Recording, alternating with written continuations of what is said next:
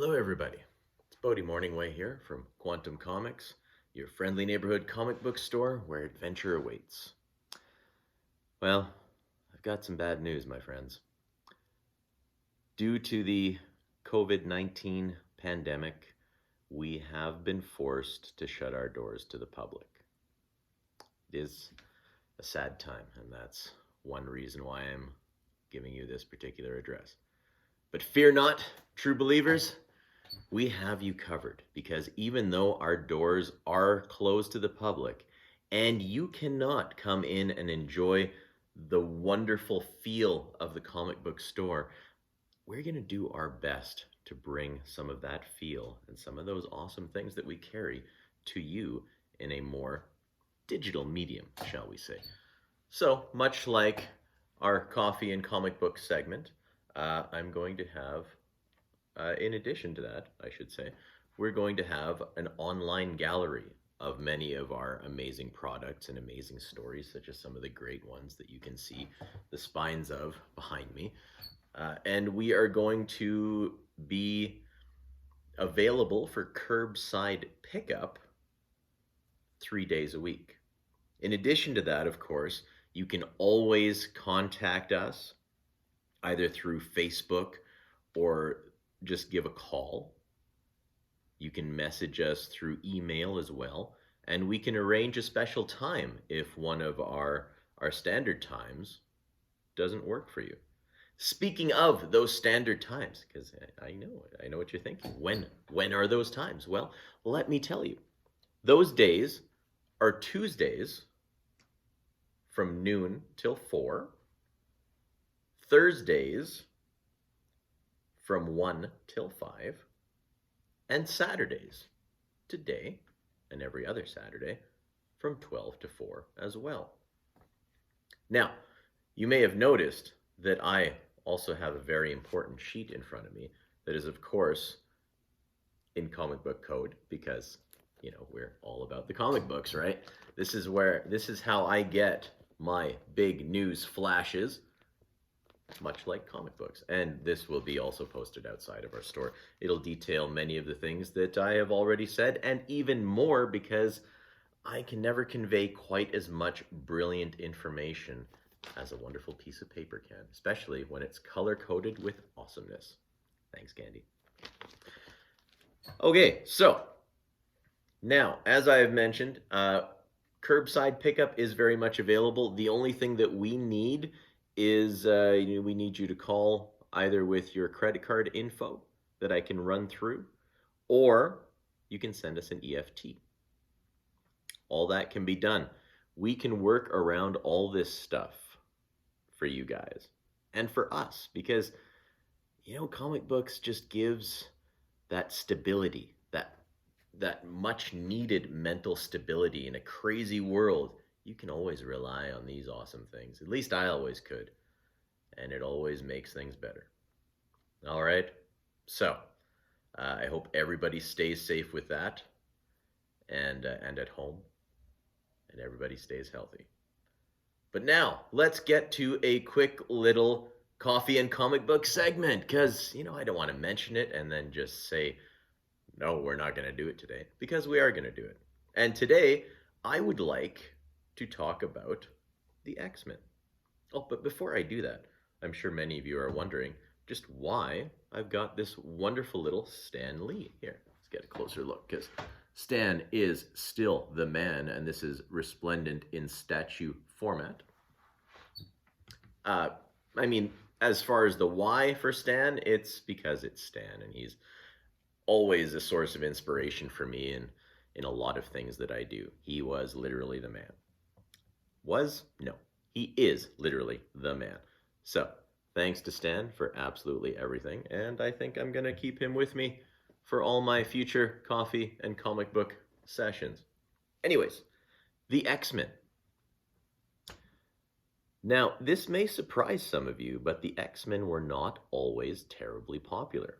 They were actually one of Stan Lee's last creations, at least last big creations in the Marvel age of comics, which was basically the 60s and early 70s. And actually, listening to Stan talk about the X-Men is very amusing because he loved the idea of mutants because he didn't have to explain how they got their superpowers. And of course, I'm never going to do it as much justice as Stan, but it's very amusing to hear him tell the story of how he always had to come up with some kind of scientific theory of why this person got the superpowers. Either it's bitten by a radioactive spider, he got blown up by a gamma bomb, inherited some kind of godly presence, was electrocuted, but instead of dying, he got energy powers. So many different variations, and Stan, to his credit, did try to make it at least sound pseudoscientific. And I, for one, thought he did an absolutely excellent job.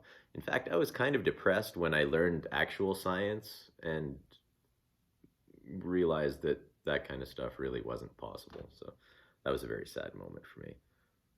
But anyways, back to the story. So, but with mutants, all he had to say was, "Oh, well, it's a mutant." And initially, before Stan was the absolute head of Marvel, he had tossed the idea, or not tossed, brought the idea of mutants to his publisher, and his publisher didn't like it because he wanted to call it, instead of the X-Men, he wanted to call it the Mutants. And his publisher was saying things like, "Well, I mean, does anybody know what a mutant is? You'd have to explain that, and you'd have to go through all these things, and people don't really like things that are strange like that in a mutant." So all these ridiculous reasons why he couldn't call it the Mutants. So then Stan Lee came back and said, well, how about the X-Men? Publisher thought it over. Like, yeah, okay, that sounds good. Apparently, he didn't have to explain where the X in X-Men comes from, and there's a few theories. It could be the X chromosome, which gives the mutant their powers, or it could be because of Xavier's name, Professor Charles Xavier, who founded the X-Men. I personally think it's the X chromosome, but, whatever. It doesn't matter. Either one works. But back to my original story, as I've meandered off it again. I tend to do that, and there's nobody to slap me straight here, so you're going to have to just suffer through it, I guess. So, the X-Men, while they had an initial bit of popularity with the original series, but it only went for about, I want to say, 40-some issues, and then it kind of sort of got canceled, but kind of not. Back in those days, it was a little bit different because they didn't have the numbers of sales that came to them right away. They had to wait a year or two. So what they did is for the next 40 or so issues, after the initial run, they just made reprints of the same ones. They figured, well, they're not quite popular enough to continue going, but they're not quite unpopular enough to stop wholeheartedly, so we're just going to continue up. And then came the big revitalization of the X-Men. And this is thanks to creators such as Len Wein and John Byrne and Cockrum, really huge artist, and of course Chris Claremont. Without those guys, the X-Men could very well have just been one of those comic books to wallow in obscurity until it eventually disappeared. But they rejuvenated, can't even speak this morning, they rejuvenated the entire comic book by creating a new team and publishing them all in giant-sized X-Men #1, which you can actually see in my coffee cup right there. Brand new characters. So while the original team consisted of Cyclops, Beast, Angel, Jean Grey, and Iceman, with occasional appearances of Polaris and Havoc, this new team would have these crazy weird characters like Wolverine and Nightcrawler and Colossus and Storm, Banshee. Who else was on here? Thunderbird. He didn't last too long, but he was there anyway right at the beginning. And several more, right? And it boomed the popularity of this, so much so that it continued. And much like one of their vaunted villains, the Juggernaut, the X-Men was just that. They continued awesome story after awesome story. Cockrum was the initial artist, and he was really, really good. But then came John Byrne, who just did such phenomenal things with art, such as the Dark Phoenix saga. You can see one of his monumental covers right there. Just amazing stuff. He did things with art in comic books that up until that day nobody had really done to that level. There were some that were very close, like Neil Adams and Kurt Swan, that he and Dennis. Oh, what's his name? Dennis O'Neill? No, another one whose name I cannot pick off the tip of my brain. That's all flying in there. And these are all people that Burns cited as his inspirations. But he took those and he went beyond that, and he essentially made modern style comic books back then. I happen to think that he was very much an originator of some of these amazing things. But that is all that I want to say about the X-Men right now. They have continued their popularity for the last 40 or so years, and it doesn't look like they're going away anytime soon. I certainly don't hope so. I love the X-Men. They're fantastic. All right, but that's it. There's a quick little coffee and comic books for you.